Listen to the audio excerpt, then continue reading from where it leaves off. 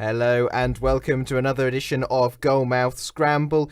We've got plenty of to talk about this week. We'll be talking about the Champions League. We're recording this on a Wednesday, so we'll be talking about last night's results and looking ahead to tonight's as well.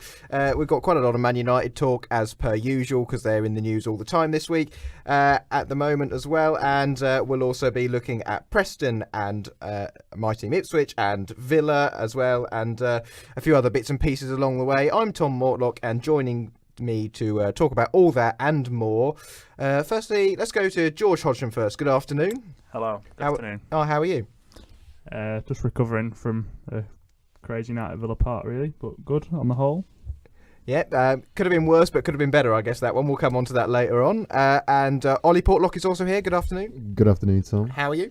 I'm groovy, recovering from a poor pub quiz performance. Oh, right, okay. Yeah. So very different nights for both of you last night then. For sure.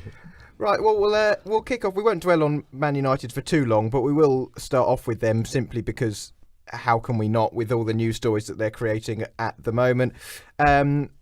Of course, a 0-0 draw with Valencia in the Champions League last night. A late arrival of the team bus, Mourinho potentially blaming the police for that, and then there being some response to that in sort of denying that was the case, and that saying that Man United were always aware that they wouldn't be getting a police escort, which Mourinho seems to think they should have had. On top of that, we've had in last day or so, Man United captain Antonio Valencia either deliberately or accidentally liking a post on Instagram that said in it that it was time for Mourinho to go. So it's pretty much a bit of a shambles. It's a shame we don't have Jason on, who was on last week, who's a Man United fan, to talk about all this, but I feel like we would have had a 2-hour show if we had. But what do we think about the I think shambles is probably fair at the moment at Man United. Yeah, it would have been lovely to have Jason on and hear his derisory tones. But I feel for him and the rest of the fan base at the minute, because there just seems to be a lack of spark and a lack of energy. I mean, to be fair to United, they started the game well. They do have that energy that they should have and that a top team needs, but it just fizzled out. And I don't know, as the game went on, United tried, I guess, but the build-up play was bitty. It wasn't really very good, and they had a few chances. Lukaku forced a decent save out of Neto, and Rashford at the last had a free kick that hit the bar. But apart from that, they didn't really look too encouraging, and there was no really sign of any cheers for Mourinho or the team after the game, which I can't blame the fans for. And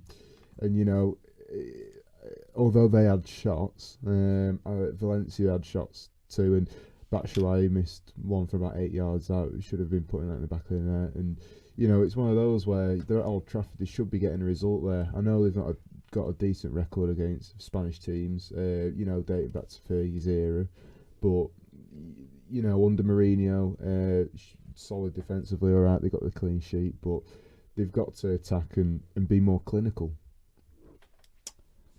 I'll be honest, I'm really bored of talking about him, but I suppose we have to. Another what sounds like a dismal performance. I didn't watch it, but I'm not sure where they go from here, really. Another boring game, not scored a goal. A few years ago, if Valencia were going to Man United in the Champions League, you'd think they'd be terrified. I can just imagine the Valencia team really going there full of confidence, fancying the chances of taking a result, really. Interestingly, my old high school used to do like a trip to Old Trafford for like year 7 and year 8 pupils to go and watch United in the Champions League. And when I was in year 7, obviously Preston fan, but I was right up for it. I'd love to go. Now, if that was me now, I just wouldn't be interested at all. It tells you how much they've fallen, really. There's so many problems. Mourinho, I can't help but like him. I like his character, but he's just sort of dated now, and I think his time is coming to an end. So many problems off the pitch. Valencia, I'm sure it was probably a mistake from Valencia, but it's no coincidence, is it, that stuff like that's happening? And I'm just not really too sure where to go from here. Obviously, we've seen Paul Scholes said, which I think was spot on, really. Really criticising Mourinho coming out having a go at other people, when I think he does have to take a bit of responsibility himself, really. Yeah, just to clarify on the Valencia thing there, he later wrote about the fact that in the post, that he'd done it without reading the text. So that was his explanation for it. Understandably, you can scroll through quite quickly, to be fair. That is true. It's just not ideal timing, is it, with everything else going on? It's not really what you want to be happening at the moment. We'll leave United talk there, because, as I say, we could, because George's bored of it, and we could go on for ages about it otherwise. But we will talk about the other Champions League games that went on last night. Any particular games that stand out for you guys? For me personally, I'd say Real Madrid's loss away at CSK in Moscow. They had the lion's share of possession, like you'd expect. They had chances to score. Mariano was brought on to try and inject a bit more energy into the attack, and it failed. I think the goal that they conceded was absolutely terrible. It was Sunday League standard. Tony Kroos playing a terribly sloppy back pass to which let on loan Nikola Vlasic in, and he twisted and turned Rafael Varane inside out, and it was a lovely slotted finish. But there was still about 88 minutes to go in the game, and fair play to CSK Moscow. They defended stoutly, like you'd expect, 10 men or 11 men behind the ball. But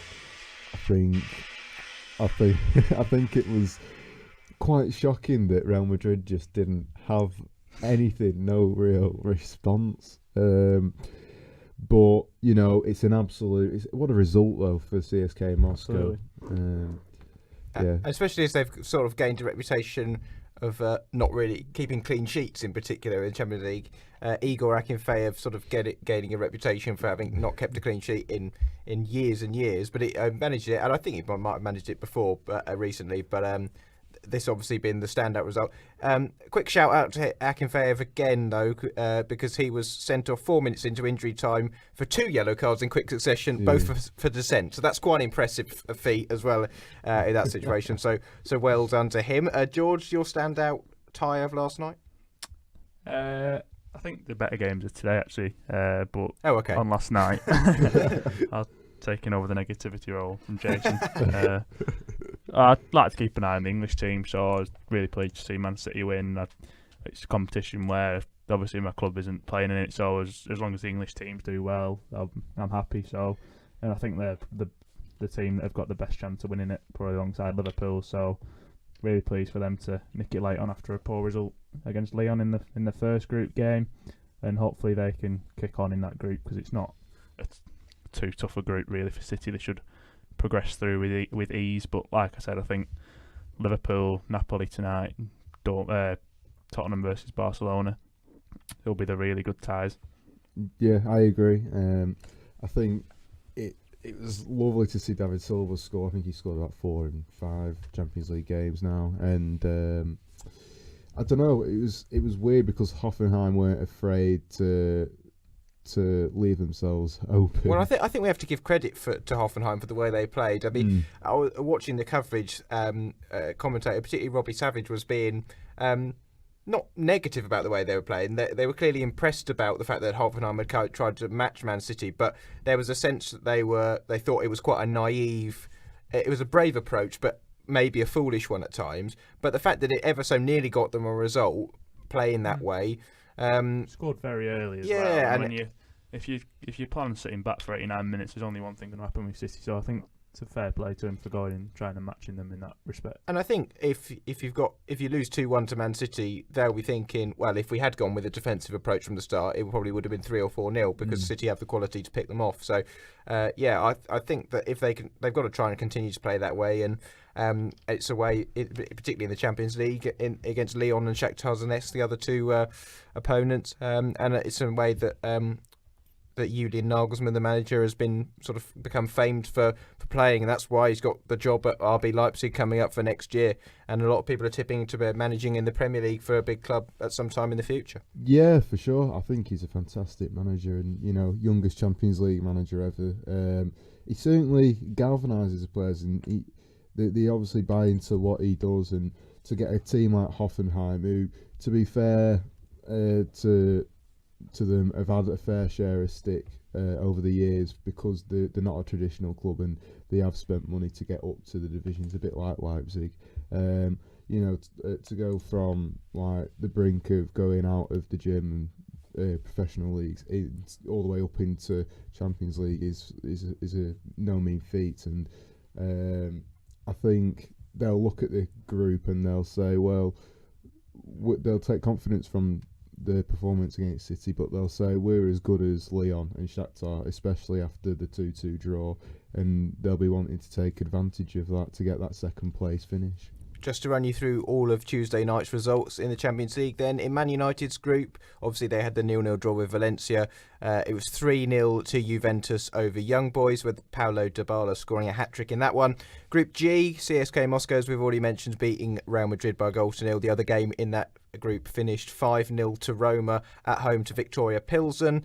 As we've heard, Hoffenheim won, Man City 2 in Group F, and Lyon and Shakhtar Donetsk playing out a 2-2 draw. And then in Group E, AEK Athens 2, Benfica 3, and Bayern Munich surprisingly held at home, it could be fair to say, 1-1 against Ajax. So that leaves that group a bit more wide open than perhaps it would have been expected to be at this stage. Looking ahead then to tonight's games, we'll just do this briefly.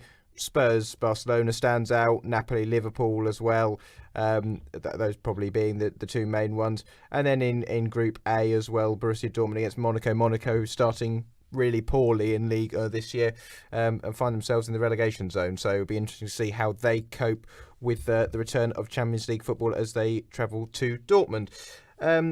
Moving away from the Champions League then, and a story that's been going on this week as well in the Premier League at Arsenal, and that is Aaron Ramsey's contract or lack of at Arsenal, and he's likely to be leaving at the end of the season. Bit of a surprise maybe, as he's been a bit of an Arsenal stalwart over the last few years, but what do we make of the fact that he's going to be going elsewhere and he's going to have to find himself a new club by the looks of it? I mean, from an Arsenal point of view, it'll probably look a bit worrying now because he is the longest serving player, and he's a very experienced one of that. And but to be honest with you, I think it's okay. It gives another player another chance, and I think as long as they replace him adequately in the summer or in January, I don't think it'll be too much of a loss just because of the other players they have in that team, like Ozil and Mkhitaryan.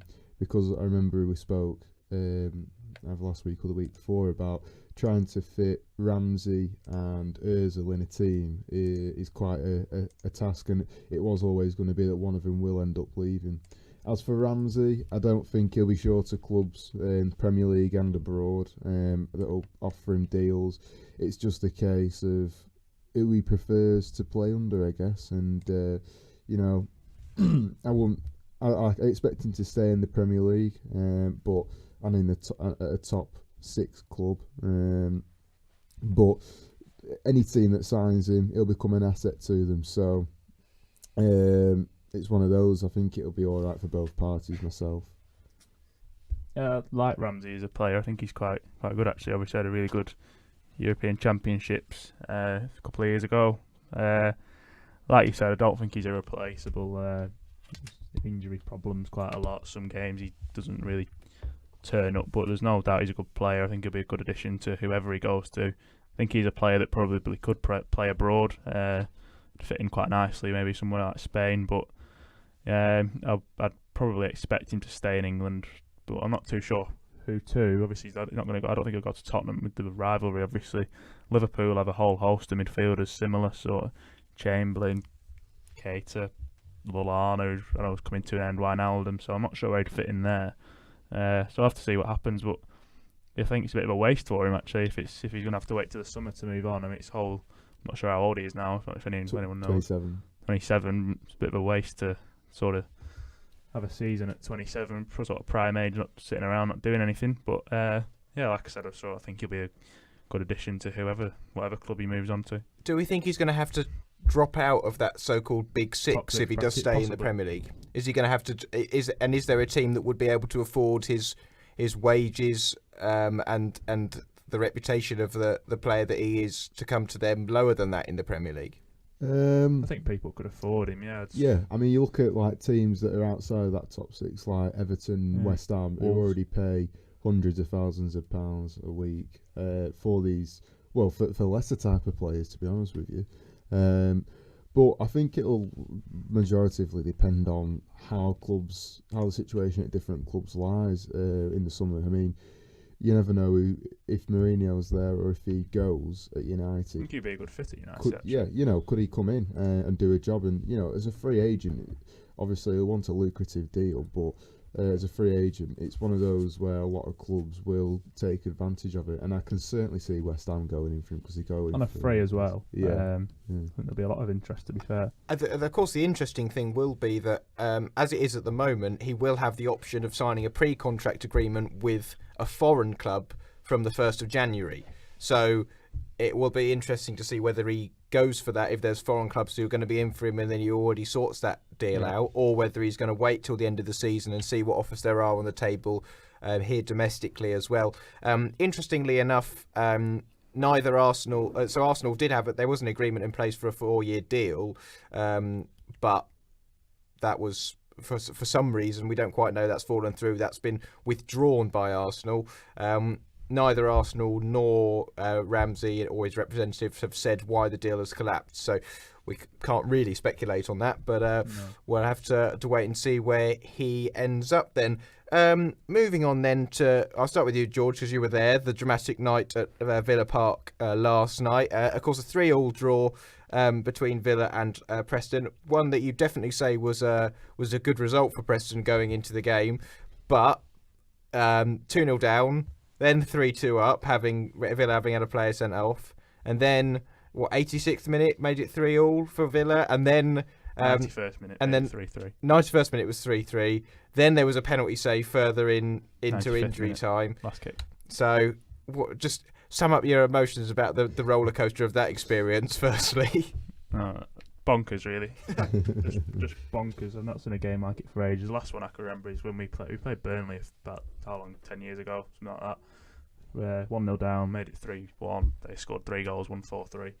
And I thought when the referee pointed to the penalty spot in the 95th minute, and it's going to be the same again. It was just an unbelievable game, really.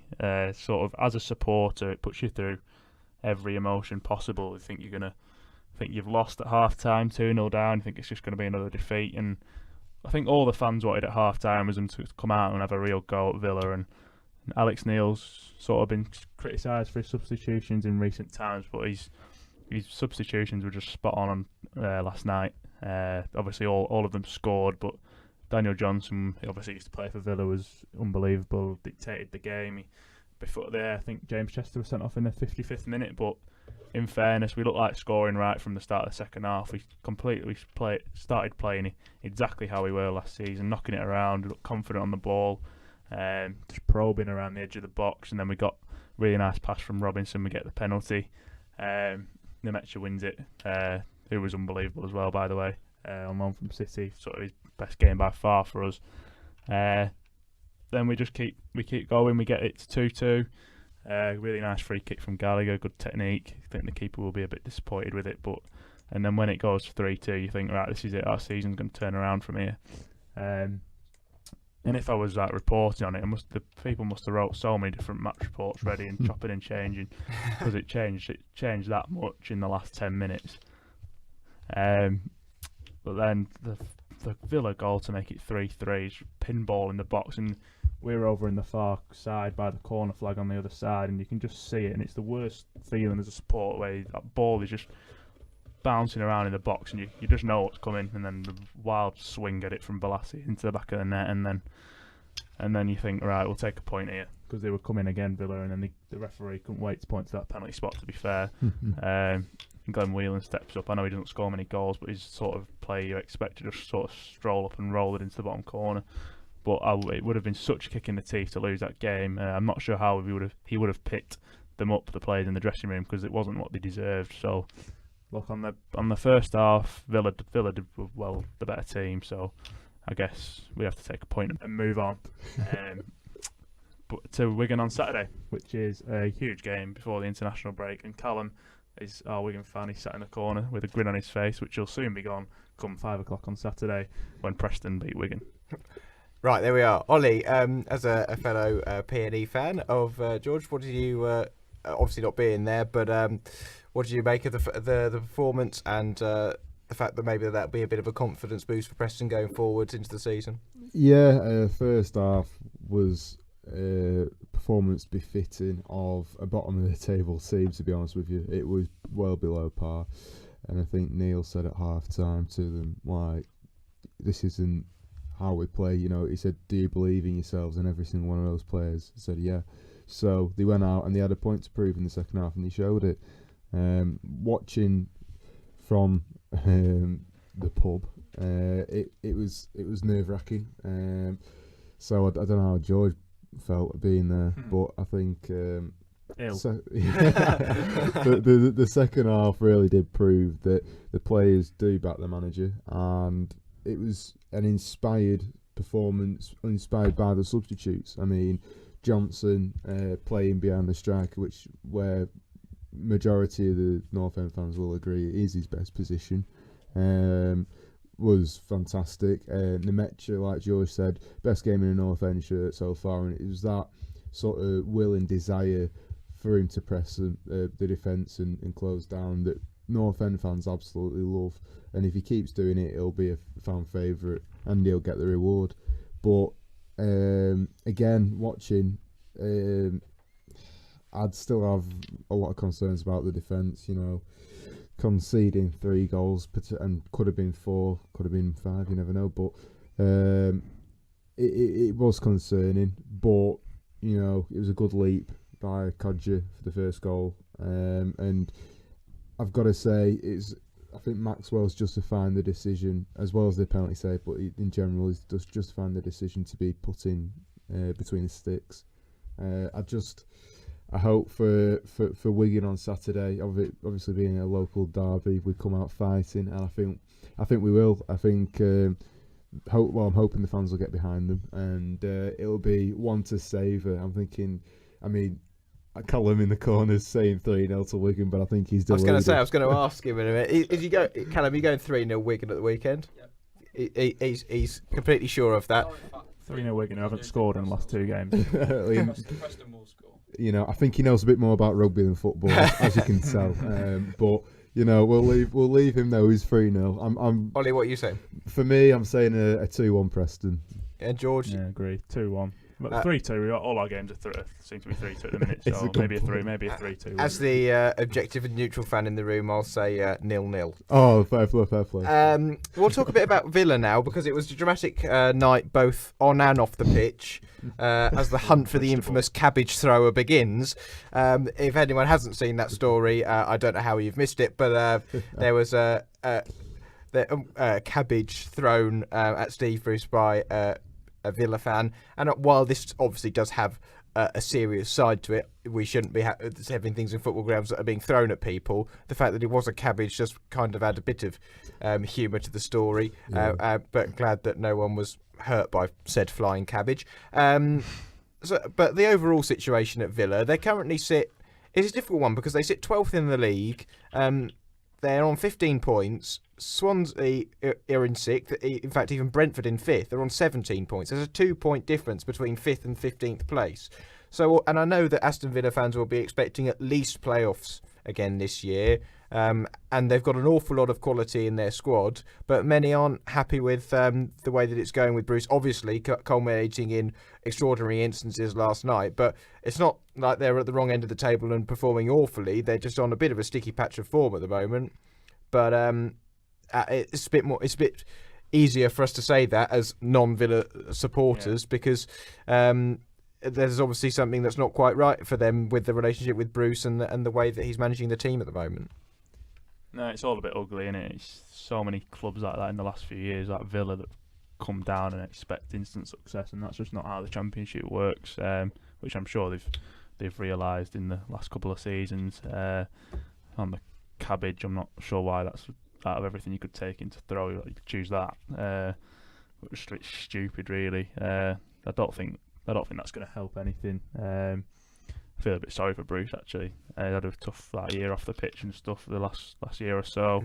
He's trying his best. Whenever I listen to him, he talks a lot of sense. I think he's quite a good guy, actually. So I think someone else could come in and do a much worse job than he is. And like you said, it's literally a couple of points off being in the top 6. And look, he's got all the players there to be right at the top. So if they're not performing, it's not really his fault, is it? I think I've watched like a video with some fans from Villa, their reaction after yesterday, and they were a bit disappointed with how the team sat back. But I think that was more Preston performing much better, really. I don't think they went home major negative, and in the end they should have won the game from the penalty spot. So I'm sure it's time. It's only a matter of time before they start picking up a few wins, and I'd bide your time with Bruce because he knows what he's doing. He's got a good CV, so I'm not sure what you think.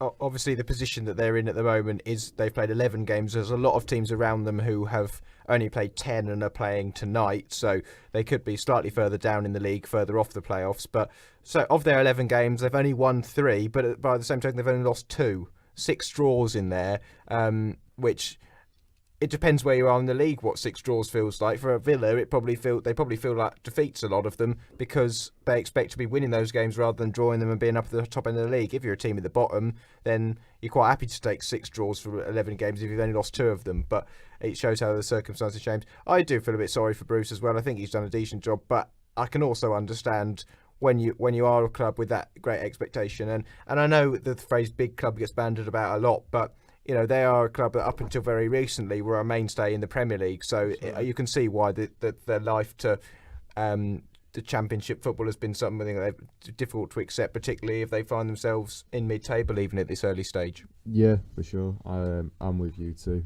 I feel sorry for Bruce, but I think from a Villa fans' perspective, I can understand their views being so frustrated. I mean, I think a big frustration has been the lack of a centre-back partner for Chester. Twanzebe's coming on loan from United. They had 4 right-backs on the pitch last night after the sending off. Yeah, exactly. And, you know, it's like he's been playing Jedinak at centre-back, and it doesn't work that to me. And obviously, the thing is, though, as a manager, you don't get rewards without taking risks. And obviously, he's trying to experiment with his team.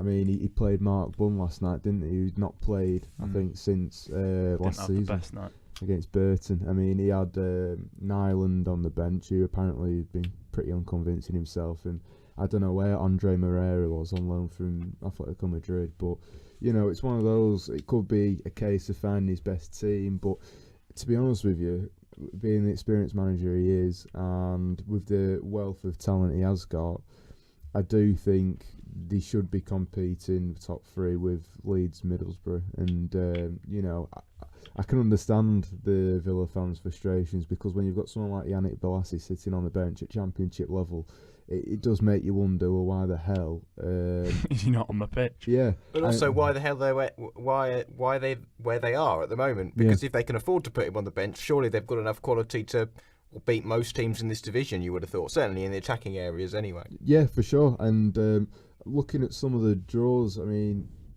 there's been a lot of last-minute equalisers. I mean, for us, Preston, 90 plus first minute, I think, against Blackburn, Hurahan scored after 90 minutes. I mean, even against Bristol City, it was stoppage time of the first half. So it's one of those, obviously, a dangerous threat late on, but I think Villa fans, and I'd agree with him, would like a match to be sewn up, and a result, on preferably all 3 points, to be sewn up much earlier on than having to rely on last minute equalisers or last minute winners.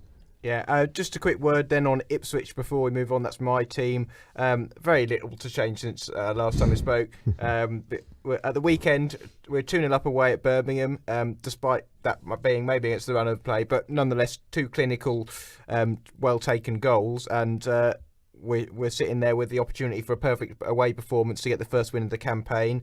And then, lo and behold, you concede in the first 3 minutes of the second half. And from then, you know that the second goal is definitely coming, if not the third. So the fact that we were looking like we were holding on for a draw or even at 2-1 up, and the fact that we got it is probably a result that you would have taken it at the start of the game and how the game developed in the second half. But disappointing not to hold on to a 2-goal lead when we've not really scored enough goals to be in a position to do that so far this year.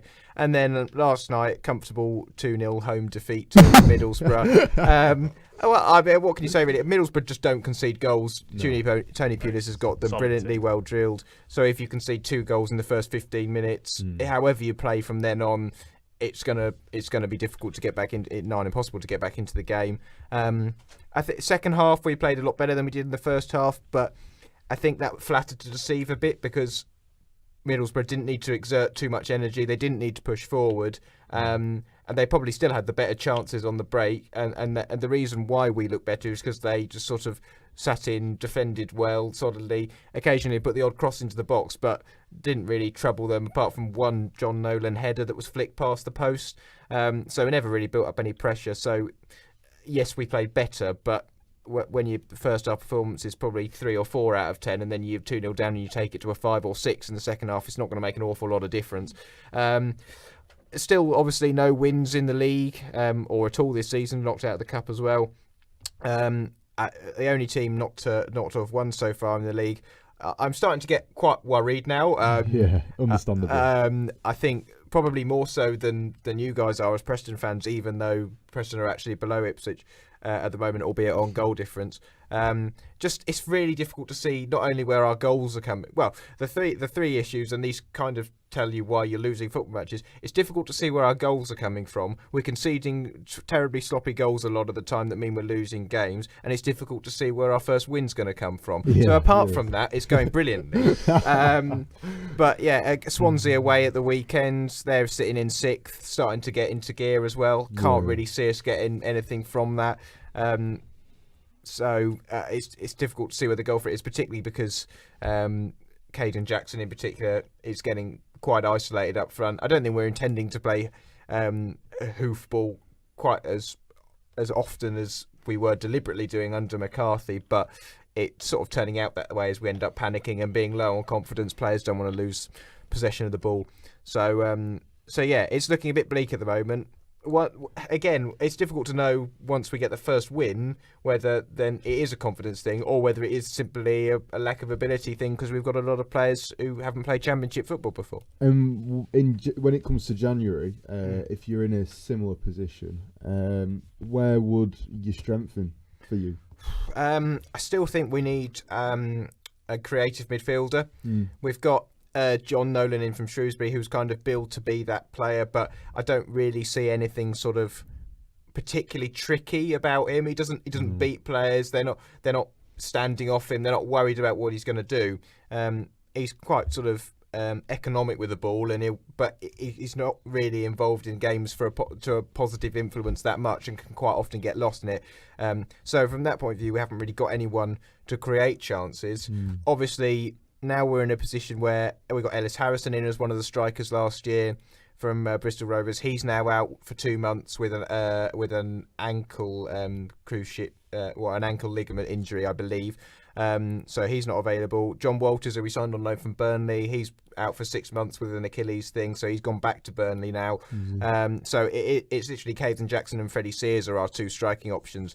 And if you get the ball on the floor, maybe they can be effective. But last night in particular, you know, Ayala and Flint, he's challenging for balls in the air with Freddie Sears is just, you know, there's no contest there, and we've seen that a bit too much. So it is worrying. I don't know if we come to January. Well, for a start, I don't know whether Paul Hurst will make it that far if we continue as it is. some fans are saying, after the Swansea game, if we don't get anything, it might come to a head already. I'm not quite sure that'll be the case because Marcus Evans, the owner, has a history of being quite loyal to managers, but there's got to be starting to be a doubt in his mind. A lot of people, to be fair, would actually say that Evans is the issue, but that's a story for another time.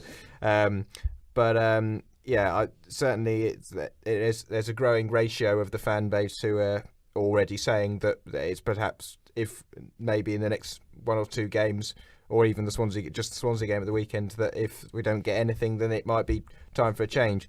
Who do you change to? I'm not sure there are many managers out there who would be able to get an awful lot out of this squad, because I think there are a lot of players there who just don't have the quality at the Championship level, or certainly haven't shown so far. But it's a slightly worrying situation. International break coming up, maybe it can turn around after that, but we didn't really see much signs of that happening after the last one that we had. So worrying times for both our teams, but I sense you've got a bit more optimism about moving forward. A team in League One, and who Ipswich got Caden Jackson and also Janoy Zanassian from at the end of the season, is Accrington, and you guys wanted to talk a bit about their impressive start to the season, having come up from League 2 and are currently sitting 5th in League 1. Yeah, I think it's brilliant really for a club like Accrington. I mean, what a season last year.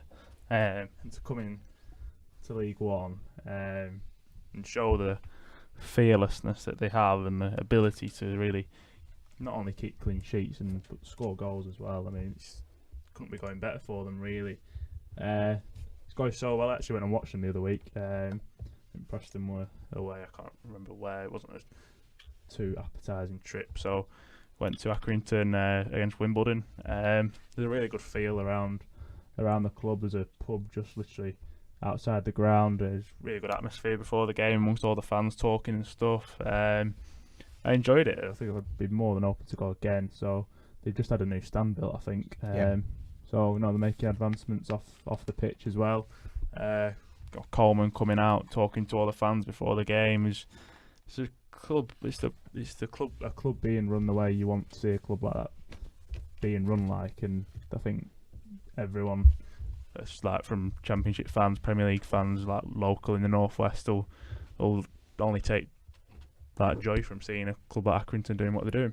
Amazing to see them joint or level on points with Sunderland as well. The last 3 seasons ago, never thought that would be possible, but it's great to see. Not necessarily for Sunderland fans, of course, but it shows you how far Accrington have come as well, and how far Sunderland have fallen. Pitch either. They've got some really good players individually that could make the step up to even the Championship. They've got Caden Jackson was hopefully going to be one of them. He's not quite delivered so far, but there's the hope. A really good thing going on. I know you wanted to mention him, Ali, as well. Yeah, no, for sure. I think it's just really encouraging to see a locally run team on the budgets that they've got. I mean, when they were in League 2, they had a non-league stadium and they were on, very low budgets. And for them to get up to League 1 is a massive achievement in itself. And they're not only surviving in League 1 at the minute, but they're in the playoffs. Whether they can sustain that is another question. But it was encouraging to see last night a 1-0 win over Doncaster, who are touted to be up that end of the table, and you can see they're in 3rd already.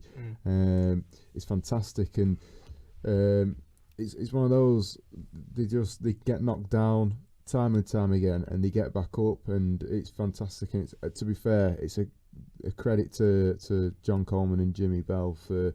Who both recently signed new deals. They're doing absolute wonders for the budgets they've got.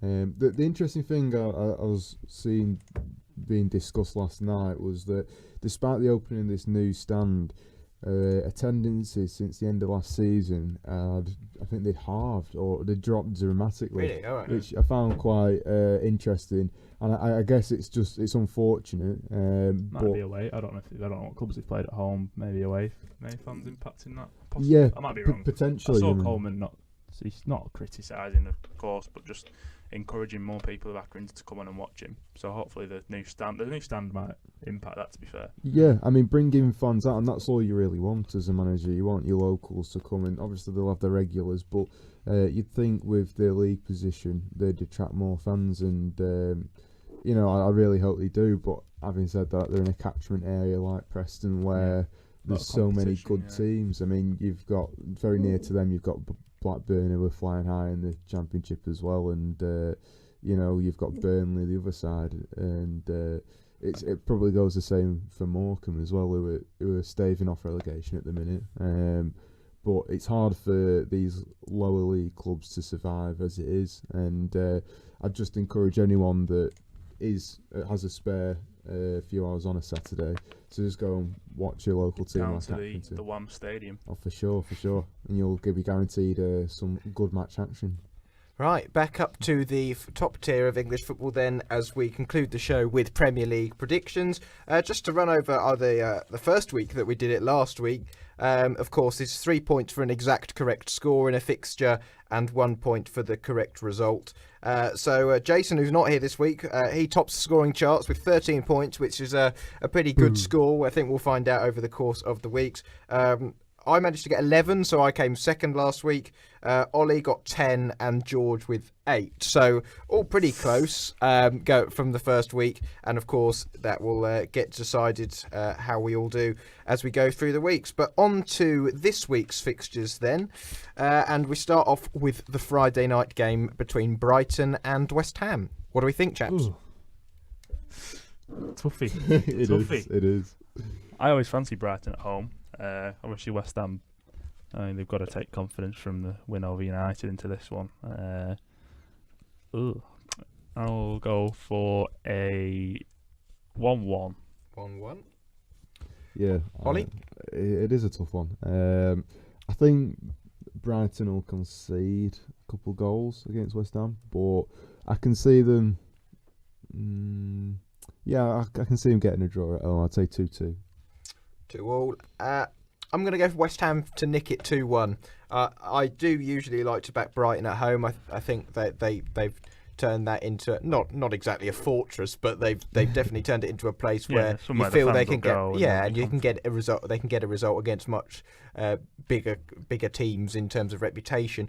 But West Ham, I think they're on that upward curve now. They've got their win against United, and I think since the poor start to the season, we've seen that they're actually gelling with some of those big names that they've brought in. So West Ham 2-1 for me, a battle between 15th and 14th place. So no wonder we're expecting it to be a tight one. On to Saturday then. There are no lunchtime kickoffs on Saturday, so straight into the 3 o'clocks. The first of which is Burnley against Huddersfield Town. Well, regrettably, I'm going for a Burnley 2-0 win. I don't know. With Burnley, I think there were moments of panic at times for Burnley. They did have to rely on Hart in the game against Cardiff. But at home, I think they're a relatively good side. And Huddersfield, watching them, they just don't really look to me as if they're going to ever win, like a bit like Jason was saying about Cardiff. I look at them, the rock bottom of the table. I just look at him and I grimace just because I can't see him getting a win even against Burnley. So I'm going for a 2-0 Burnley win. Yeah, George? Yeah, it's hard to look past that. Same as Brighton, I always fancy Burnley to scumbag the way to a win at home. And I think Huddersfield will fall into that trap again. But I've looked and they do seem to score away. Obviously, I think they've lost most. They drew at Everton, I think, but they do tend to score. And I watched Burnley at Cardiff in what was, as we expected, a dismal affair. Anyway, they weren't great, to be fair. So I think if you get at them, you can cause them problems. But at Turf Moor, I think they'll win. They'll win 3-1. 3-1, fair enough. I struggle to see Huddersfield getting anything. I think they turn up at Burnley quite a streetwise team, and all of a sudden, we're talking about their poor start to the season, whether there should be any worries. They win 2 games in a row and they're up to 12th on 7 points. So I'll go 1-0 Burnley. From Huddersfield's perspective, I think if you look at there's 3 teams without a win. Obviously, Newcastle 18th, Cardiff 19th, Huddersfield bottom at the moment. Not necessarily with Newcastle, because I think they've got a bit more strength in depth, but certainly you can see Cardiff and Huddersfield being cut adrift quite early on if things don't change, and then it could just be a straight fight between 2 or 3 other teams to try and avoid falling into that 18th position come the end of the season. Moving on to Crystal Palace against Wolves is the next one. I think that'll be a good game. Yeah, it'll be entertaining. I mean, Selhurst Park, they've got a lovely rowdy atmosphere, which you like to see, which isn't really befitting of London. But you know, you got Wolves, the visitors. I mean, they're a very confident and assured team, very Portuguese style of play. But I don't know, Crystal Palace are all right at Selhurst Park. I'll give them a 1-1 draw against Wolves. Yeah. One of them, Zaha's going to have to step up, I think, for Once Palace again. here. Just only like he has to every game. I always back Wolves to go and be solid. I don't think there'll be a pushover for any team. So quite a tight pitch at Palace though. So I think if they're playing the wing backs, it could be quite a cagey affair. Like you look at it and you think goals immediately, but I'm not sure there will be. So I think might be 1-0 either way. I'll go for 1-0 Wolves. Yeah, I'm also going a Wolves victory. I'll go 2-1 Wolves, I think. Okay then, moving on to, what's the next one? Leicester against Everton. It's a tasty game. Everton, they show they can score goals like they did at the weekend against Fulham. Leicester up in 8th, 4 wins, 3 defeats. It's one of those, they'll have a win or they'll lose, it looks like. However, I mean, it's hard to separate the teams, personally, so I'm going to go for Leicester to get the first draw of the season, 2-2. Yeah, I'll agree with you there. I think it'll be another good game. I think obviously they both play pretty nice football, and they've both not got a great defence, so I think there'll be goals. And so yeah, 2-2. I'll agree with you. Also 2-all. I'm going to go a bit more out. I'm going to go 3-1 Leicester. Okay. I can see Leicester winning it. I think that... I think Everton just have a vulnerability about them that 3 or 4 years ago they didn't have. Certainly at home now. Yeah, I was going to say. I mean, maybe not so much away, but certainly at home, there's a lot of games where you'd expect them to win, and they would have done a few years ago. But like the Huddersfield one earlier in the season, they're just a bit more vulnerable now, a bit less stability and confidence maybe in that team. Yeah, I'll just go a with quick Leicester. point on Leicester. I find it quite surprising watching last night. It said that according to the bookies, Claude Puel was 7-1 to get sacked when they're in 8th at the moment. Exactly. That I can't understand. I mean, there does seem to be a lot of animosity at Leicester, or there has been, towards Claude Puel. And there was at Southampton, but I'm a bit bewildered by that because I look at the position in the table, and you know, a top 8 finishing above Wolves, who were a decent team, Man United, Everton. I'd take that as a Leicester fan. So would I. They're not going to win the league in any time soon, but obviously they will have taken a lot of money in from that, and I think they've spent it really well. And now it means that they're going to be safe for a number of years. They're probably finishing the top half for a number of years. So if I was a Leicester fan, I'd really like how the owners have done it, and they've just this real stable feel about them now. You always think they can win a game, and if we ever got up to the Premier League, I'd love to follow their model. I really like the way they play football, the type of players they go for. So yeah, I'm in agreement with you there. Next one's Tottenham against Cardiff. Pretty straightforward for Spurs, surely. Yeah, poor old Cardiff. I mean, I've given Cardiff a goal. That's nice of you. Thank you. I'm going to say... How many have you given Tottenham? 3 though. Okay. I've been modest, right? Because, I don't know, I mean, where are Spurs going to be playing? Is it Stadium MK, Wembley? Are we have the new stadium ready? Well, obviously it isn't, but I'm just like, I don't know, they don't really have a home stadium at the minute, but I think with Kane being, the man himself, the man in form as always, I think he'll breeze past them, and I think, especially with Cardiff's fullbacks, I think they'll struggle to deal with the pace and the creativity they've got. Yep, I'd have to be in agreement there. I'm not going to be as nice as you. I'm not going to give Cardiff a goal. I'm going to go 3-0 Spurs. Yeah, I was going to say 3-0. Yeah. I felt sorry for Cardiff against Burnley. They played really well. They should have got something from the game. And if you get something from the game and you go and lose at Tottenham, which you expect, then it's not as bad. But the pressure's just going to keep piling up, and I can't see them getting anything from this one. Next one up is Watford-Bournemouth. That's a clash between 6th and 7th in the league at the moment, which you might not have expected to get the start of the season, albeit at this early stage. What do we think? Watford at home. Yeah.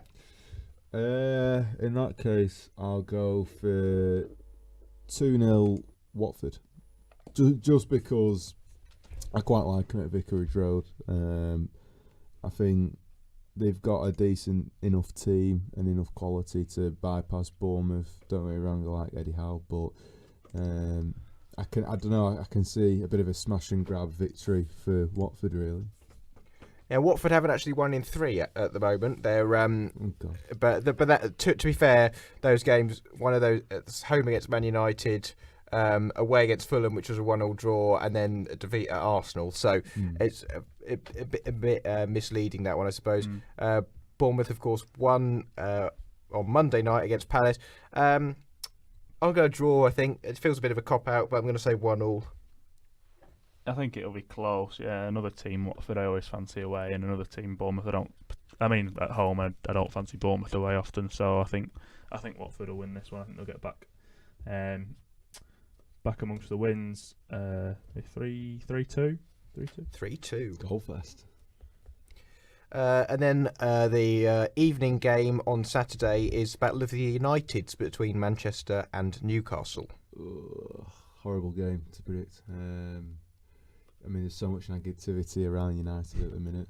Surely they'll win this one, though. Newcastle not got a win so far this year. Because after that they've got Chelsea away and Juventus at home. I think they'll lose. So they got okay. Well, I'm gonna go for a slender 1-0 marginal victory, just because I do think they lack creativity, and I think Newcastle set out the stall to defend. But I do think, again, it probably Lukaku or Rashford. Like that. 2-1 United. 2-1. Poor low quality game. Fellaini. I'll go 2-0 United. Again, probably Fellaini header being one of those goals, I should imagine, to rescue them when it's getting a bit tight at the end. On to Sunday's games then. The lunchtime one is Fulham-Arsenal. What do we think? With Fulham being at home, I think they'll feel confident in playing the expansive brand of football again, but the elite goals, and Arsenal like to score them, especially with a banging form like Lacazette and Aubameyang up front. So I'm going to go 3-2 Arsenal. Yeah, I think Arsenal will win. I like the look of them at the minute. Fulham were lucky against Watford. Watford should have taken a number of chances, which I think if they give Arsenal, then Arsenal will take them. I think Arsenal will win this 3-1. Yeah, I'm going to go 3-1 as well, I think, for the same reasons. Then Southampton-Chelsea is the next one. I can't see past the Chelsea win. What's going on there?